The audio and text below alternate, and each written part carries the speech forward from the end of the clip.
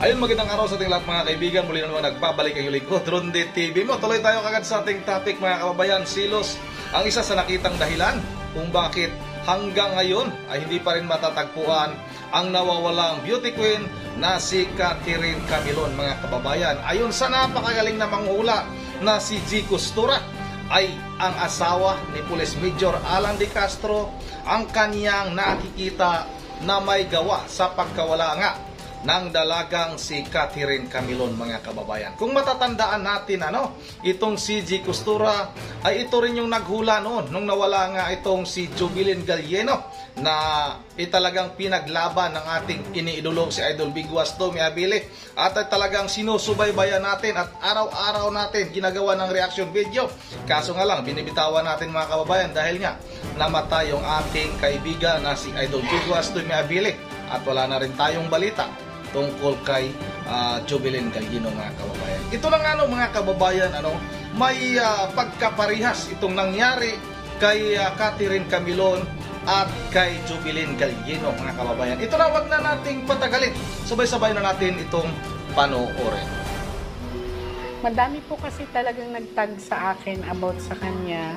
Naalala ko po yung case ni Jovelyn Galieno, yung doon sa Palawan. Alam niyo rin po ba yun? Gagawin din po namin ngayong araw na to ang pagtawid.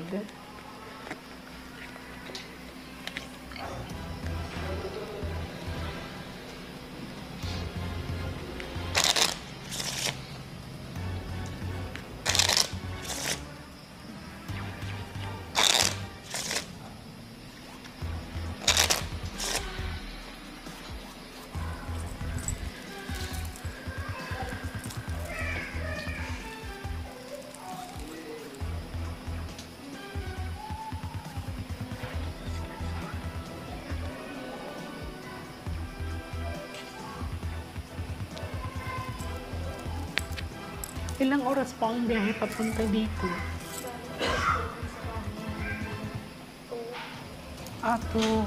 2 p.m. So, mga isang oras lang mahigit na. Dalawa. Okay, meaning ha. Focus ka ha. May 4 na alas tayo. Mag-pray ka na lumabas ang Ace of Heart. Okay?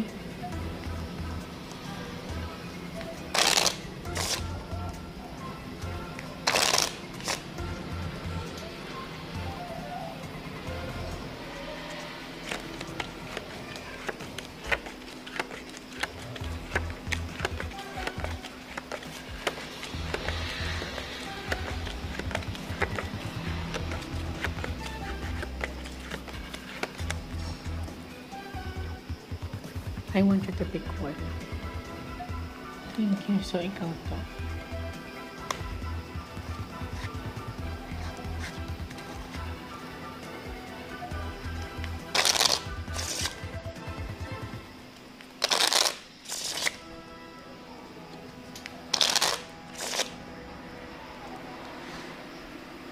Cut the cards into 3.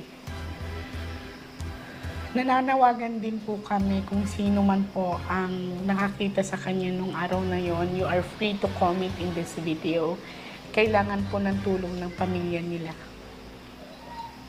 Tama.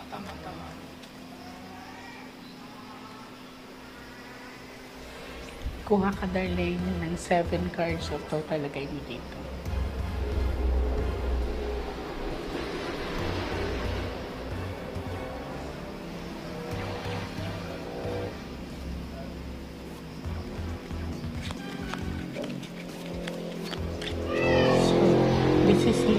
Darling, pag may queen dito at ate mo na, ay kapatid mo na to ha, ikaw pala yung panganay. So, ngayon ko lang nalaman na 2 lang pala sila magkapatid and si ate at panganay. So, ikaw pag-aalala.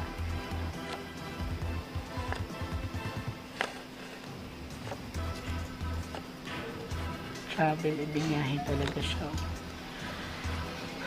Sa pinakita sa akin dito, this is travel and distance or paglalakbay. Sa pinakita ng baraha, malinaw na maaaring itinago, ibinyahe siya. Yan.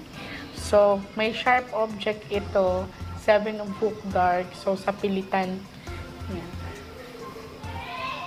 Kung mapapansin nyo rin, mas lamang ang itip kaysa pula. Ibig sabihin na hindi talaga siya okay. Maaring itinago sa madilim na lugar.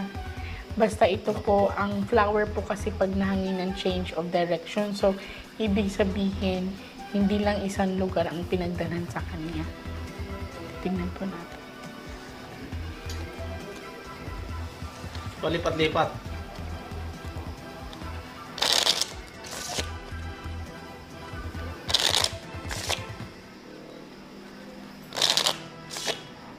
Maring inilipat doon sa pula na si RB.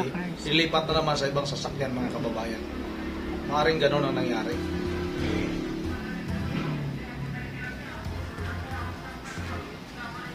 Mag-pray tayo na lumabas ng Ace of Heart. Kuha ka darling ng 9 cards, so ito talagay mo dito.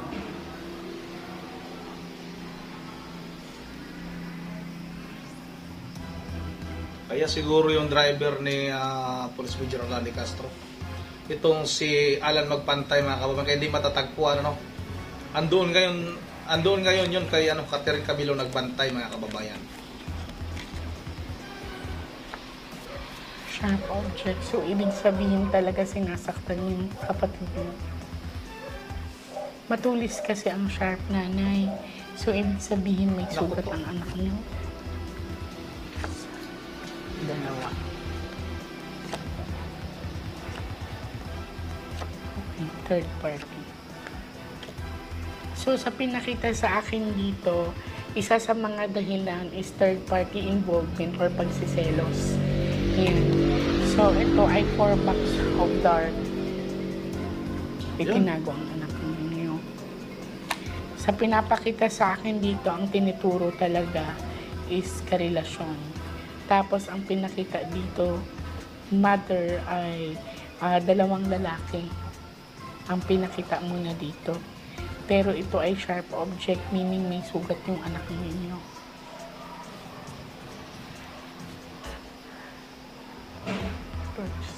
Tinungan ko.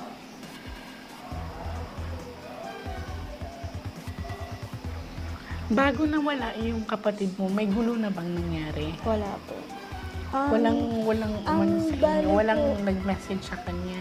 Bali July 30 po, meron pong nagpunta po sa amin na isa pong babae at isa pong Nagpakilala. lalaki. Ang pakilala po hindi po pinakilala ng babae kung sino siya. Ang sinabi po niya, yung kasama niya pong lalaki na anak daw po noong tatay noong suspect. Opo. Nung parang karelasyon ng Opo. kapatid mo? Pero napag-alaman po namin na yung babae ay asawa po nung suspect. Opo. Suspect. So, ito kasi is merong tinatawag na trouble na pinakita na dito.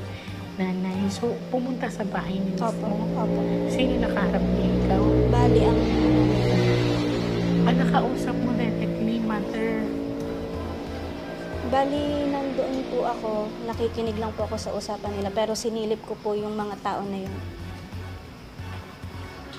Kasi ito trouble na, oh. May pagsiselos po kasi dito, third party involvement. May ganun ang pangyayari sana. May ganun na palang pangyayari. Nakakulong yung anak nyo ngayon. This is 4 box of heart. Ang purpose natin dito is to locate or makita ang lugar.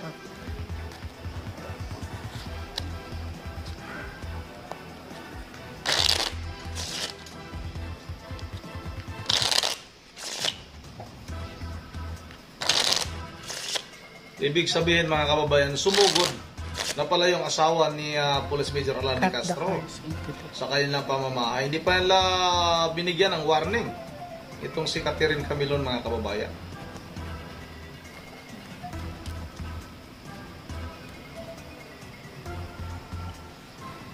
Kuha ka darling ng 12 cards of total, lagay mo dito.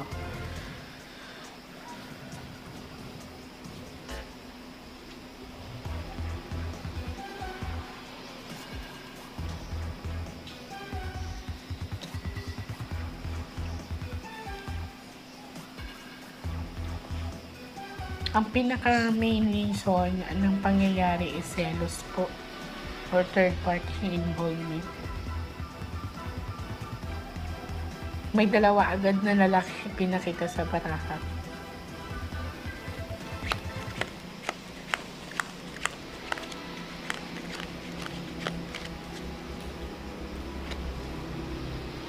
Emotion, third party. Ayun na siya. Isugat ang sharp object.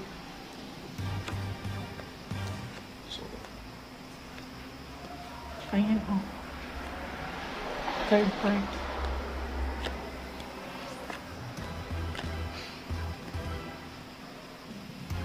May alam yung babae. Ayan.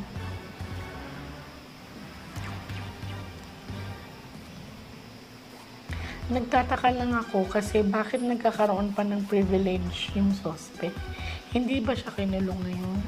Hindi po. Bali, nasa restrictive custody po siya ng PNP. Nakakapagtaka kasi pag ang normal na mga suspect, pag once na is kinukulong agad. Pero ito may mga pribilehiyo pa siyang nagagawa. So, ibig sabihin, malaya pa siya nakakagamit ng cellphones, na malaya pa siya nakakapanood ng TV.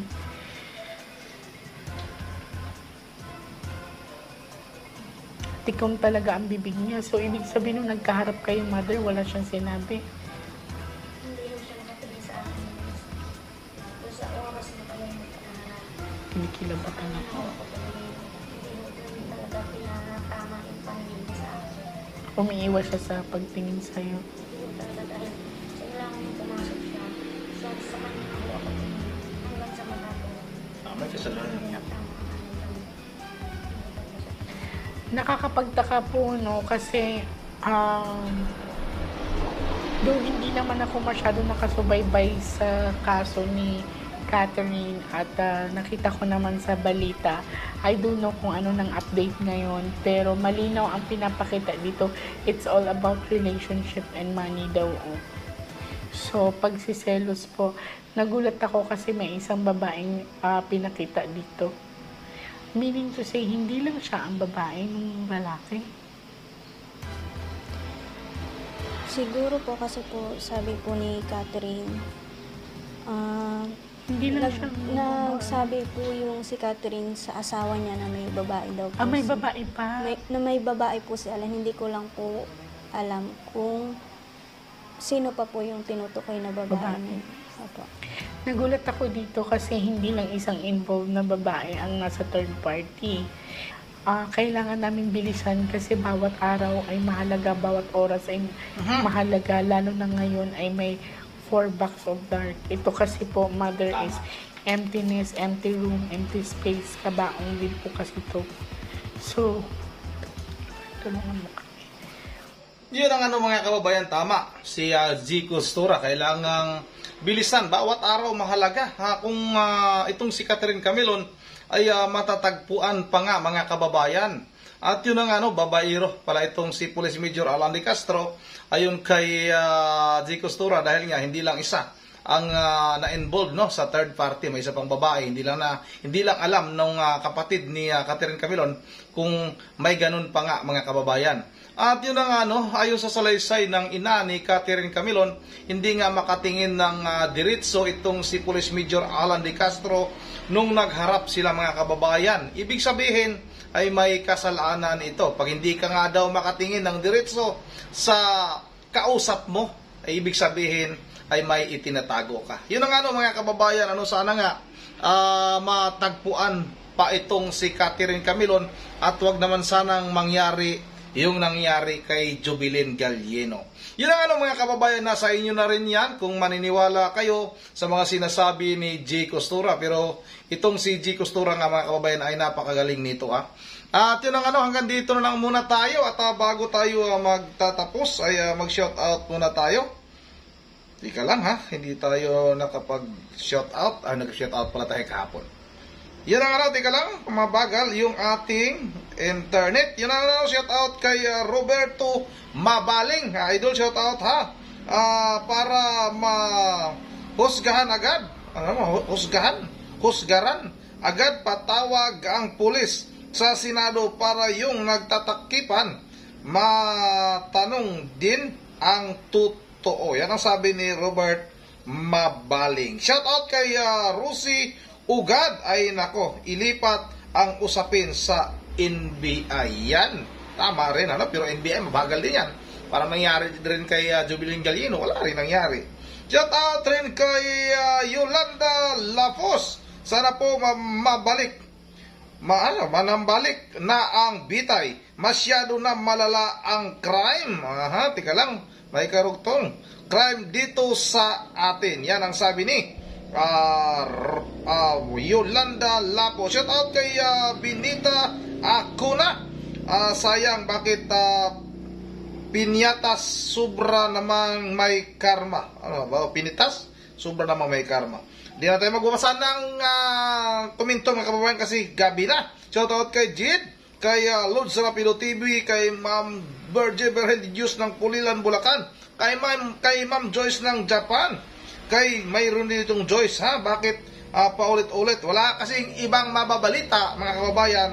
Kasi nga, ikom yung ating mga kapulisan. Bakit kaya? Shout out na rin kay Eric Siba. Shout out kay Istinili Panil. Shout out kay SED PSGSG.